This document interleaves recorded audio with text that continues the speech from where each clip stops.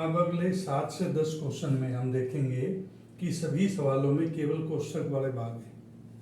तो इसमें देखिए, जैसे 7वें सवाल में 3 गुणा में t-3, 5 गुणा में 2t+1।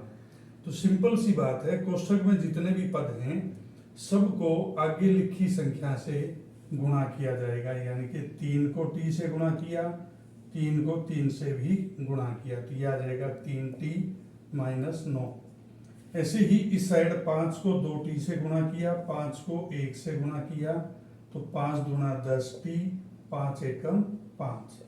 अब हम t वाले पदों को एक साइड लेंगे, ये 3t इसी साइड है, ये 10t, इसके आगे कोई साइन नहीं है तो प्लस का है। जब साइड चेंज होगी तो साइन भी चेंज होगा। ये 5 प्लस का है, ये -9, इसकी साइड चेंज हो जाएगी तो ये माइनस से प्लस हो जाएगा। अब यहाँ पे 3t - 10t, तो कैसे प्लस माइनस किया जाए? जब एक पद प्लस का एक माइनस का हो सजातीय पदों में, तो बड़े पद में से छोटा पद घटा लेते हैं। 10t में से 3 गया, 7t। साइन कौन सा लगेगा? जो बड़ा पद है उसका, तो ये माइनस का हो जाएगा। ये भी प्लस का, ये भी प्लस का, तो प्लस के कितने हो जाएंगे? 5 + 9 14 हो जाएंगे। अब यहाँ पे t के पद में माइनस है, तो इसका हमने साइन चेंज किया, तो इस साइड भी साइन चेंज हो जाएगा। ये कब होगा? जब दोनों साइड एक एक पद होंगे या सभी पदों के साइन चेंज किए जाएं। अब जैसे मान लिया यहाँ पे 2 पद हैं, इन सब के साइन चेंज किए जाए तो इनके भी सब के साइन चेंज होंगे। जब एक एक पद हो तो सीधा सा बता देते हैं कि माइनस को प्लस लिख दिया, प्लस वाले को माइनस लिख दिया। अब इसके आगे 7 गुना में है, तो इसको 7 से भाग किया, इसको भी 7 से। 7 से 7 कैंसिल, 7 एकम 7, 7 दूने 14, तो t की वैल्यू -2। अब अगला क्वेश्चन देखिए, क्वेश्चन 8। इसमें सभी के सभी पद एक साइड हैं, उस साइड केवल शून्य है। तो चाहे ऐसा लिख दे, कोई दिक्कत नहीं है। तो कैसा होगा इसका हल? इसमें भी वही नियम है कि संख्या को कोष्ठक के सभी पदों से गुणा किया जाए। इन दोनों पदों से गुणा दे दी। अब यहाँ पे ये कोई साइन नहीं है तो प्लस का है। ये क्यों बताया मैंने? यहाँ कोष्ठक के आगे जो संख्या है उसके आगे माइनस है, इसका मतलब कोष्ठक में जितने पद है सबके साइन चेंज होंगे। इनकी गुणा प्लस की है तो ये माइनस की वजह से माइनस हो जाएगी। 2 गुणा y 2y। अब 2 को 9 से गुणा किया, ये माइनस है तो इस माइनस की वजह से प्लस हो जाएगा। यहाँ पे कोष्ठक के आगे जो संख्या वो प्लस की है, तो कोष्ठक के पदों का साइन चेंज नहीं होगा। 5 से गुणा किया तो 5y, 5 को 6 से गुणा किया तो 5 गुणा 6 30 आ जाएगा। अब सभी के सभी पद एक ही साइड हैं, तो पहले y के पद लिख लेते हैं। ये यूं का यूं, 2y माइनस का, ये 5y प्लस का। अब संख्याओं को हम उस साइड लेके जाएंगे। ये 60 माइनस का है, उस साइड गया तो ये प्लस का हो जाएगा। ये प्लस का है तो उस साइड माइनस का, ये प्लस का है तो ये भी माइनस का। इसको देखना है, इसके उस साइड या इस साइड, दो ही साइड हैं, जिस भी पद की साइड चेंज होगी उसका निशान भी चेंज होगा। अब यहाँ पे हम ये देखें, ये प्लस का, ये प्लस का, तो 20y हो गया। 20 में से 2y घटा दिए। अब यहाँ पे इन दोनों का हल निकालेंगे। 60 में से 18 घटाएंगे 42, 42 में से 30 घटाया, ये वैल्यू लिख दी हमने। y के आगे गुणांक है जो दोनों साइड उतने से ही भाग किया, तो ये तो कैंसिल हो जाएगा, ये बचेगा y। ये दोनों 6 के गुणज हैं, तो 6 से काटे, 6 दूनी 6 किए, तो ये 2/3, तो y की वैल्यू क्या आ जाएगी आपकी? 2/3। अब 9वें क्वेश्चन में देखिए, इसमें भी कोष्ठक के आगे संख्याएं हैं। तो जो कोष्ठक के आगे संख्या है वो कोष्ठक के सभी पदों से गुणा होगी। 3 को 5 से गुणा किया, z यूं का यूं, 3 को 7 से गुणा किया, माइनस। अब ये माइनस है तो इसके निशान बदलेगा सभी पदों के।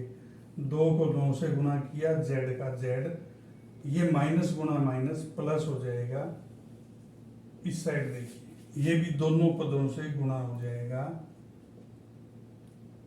32 z - 52। ठीक है, ये तीनों कोष्ठक खोल दिए हमने। अब z वाले पदों को एक साथ इकट्ठा किया जाए तो ये 15z, ये माइनस का, ये 32z है, इस साइड आएगा तो माइनस का 32z हो जाएगा।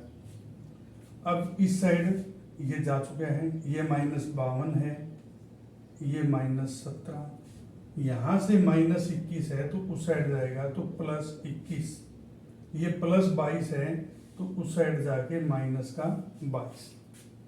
अब यहाँ देखिए हम एक ही पद ऐसा है जो प्लस का है, दो पद ऐसे हैं z के जो माइनस के हैं।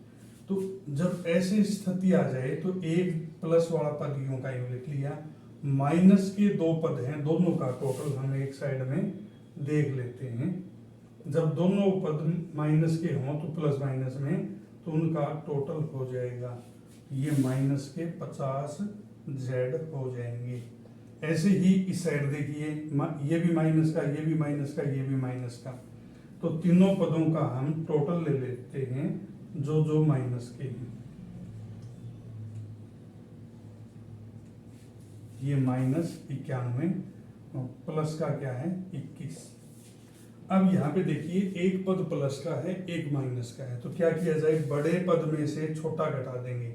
50 में से 15 घटाया तो ये 35z आ जाएगा, आपका निशान बढ़ेगा। यहाँ भी एक पद माइनस का, एक प्लस का, दोनों ऐड नहीं होंगे। कई बच्चों को ये कंफ्यूजन हो जाता है कि बीच में प्लस है तो भाई दोनों का टोटल होगा ना, ये माइनस का है, ये प्लस का है, तो आप इसको यूं समझे कि 21 पहले लिख दें, 91 बाद में लिखें, तो ऐसे आएगा ना। तो आप इसको ऐसे ही मान के चलें। तो बड़े पद में से छोटा पद घटा के निशान बढ़ेगा लिख देंगे। दोनों साइड एक एक पद है, जब दोनों साइड एक एक पद हो, कोई एक पद माइनस का हो या दोनों हो, तो साइन चेंज किए जाए, यानी कि दोनों माइनस के हैं तो इस माइनस से ये माइनस कैंसिल किया तो ये आ जाएगा 35z, इस साइड 70। अब z के साथ 35 गुना है तो दोनों साइड भाग भी हम 35 से ही देंगे। इस 35 से ये 35 कैंसिल, ये 35 इसको काट के 2 बना देगा, तो z की वैल्यू आ जाएगी आपकी 2, ये वैल्यू। अब 10वें क्वेश्चन को देखें तो बड़ा अमेजिंग क्वेश्चन है। वैसे तो डेसिमल की संख्याओं को सीधे कोष्ठक खोल दे, गुणा देंगे तो भी चलेगा, लेकिन इसको हम भिन्न में बदलें तो बड़ा आसान हो जाएगा। दशमलव की संख्याओं को भिन्न में कैसे बदलते हैं, दशमलव हटा के बाकी संख्या को यूं का यूं लिख लें, दशमलव हटाने से 25 बन गए। दशमलव के नाम का एक, दशमलव के बाद जितने भी अंक हैं उतने ही शून्य, तो हम इसको 25/100 लिख सकते हैं। कोष्ठक में जो भी संख्या है उसको हमने यूं का यूं लिख लिया। यहाँ पे देखें तो 0.05, तो यहाँ पे दशमलव हटा दें तो ये 5, दशमलव के नाम का 1, दशमलव के बाद जितने अंक 2 हैं तो 2 शून्य लगा दिए तो ये 5/100 हो जाएगा। ये 10f-9 यूं का यूं। अब देखिए कोष्ठक जब तक नहीं खुलता है हम इसको एक संख्या मान के चलेंगे। ये एक संख्या है जिसको 25/100 से गुणा किया है, ऐसे ही ये एक संख्या है जिसको 5/100 से गुणा किया है। तो जब दोनों साइड एक एक पद है ऐसा मान के चल सकते हैं, क्योंकि इसको एक संख्या मान लिया हमने, तो जो आगे संख्याएं हैं वो इस साइड आके पलट के गुणा हो जाएंगी। या आप इसको यूं कह सकते हैं कि भाई जैसे ये 25/100 है, ये 100 इस साइड आएगा, यहाँ बटे में है तो इस साइड आके ये क्या हो जाएगा गुणा में।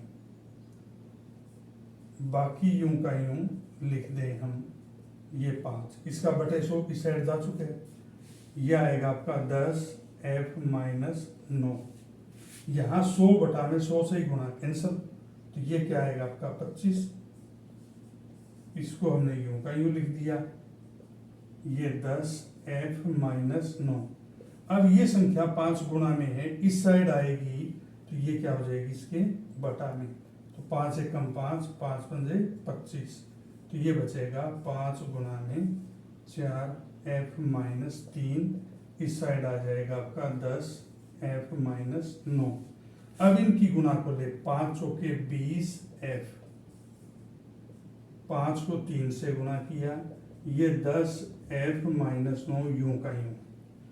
अब ये 10f यहाँ पे प्लस का है, कोई निशान नहीं है, इस साइड का तो ये हो जाएगा आपका माइनस का, ये माइनस की संख्या है, उस साइड गई तो प्लस की, ये 9 माइनस का, तो ये बचेगा आपका 10f, इस साइड बचेगा 6। तो 10f की वैल्यू 6 है, 10f की वैल्यू 6। ये f को 10 से गुणा किया तो इस साइड 10 से भाग, तो इस साइड भी 10 से भाग, 10 से 10 कैंसिल किया तो ये क्या बचेगा f, 6/10। अब ये आप पे डिपेंड है कि 6 को 10 से भाग देने पे आप इसको 0.6 लिखेंगे या 6/10 को 2 से काट के 3/5 बनता है तो 3/5, दोनों में से कोई एक लिख दो, दोनों ही सही है।